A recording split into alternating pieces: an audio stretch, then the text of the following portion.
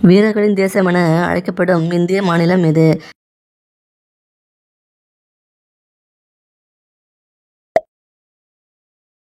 250 ஆண்டுகளாக விஷம் என்று சாப்பிடாமல் இருந்த உணவுப் பொருள் எது?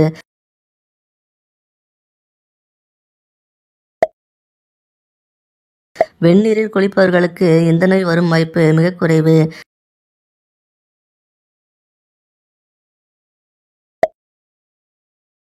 எந்த நாட்டில் 2 திருமணங்கள் கட்டாயம்?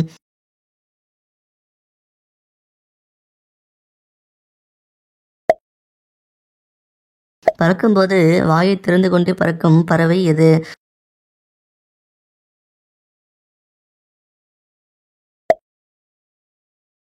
உடலுறவில் எப்படிப்பட்ட ஆண்கள் குறைந்த நேரத்தில் உச்சகட்டம் அடைந்து விடுகிறார்கள்?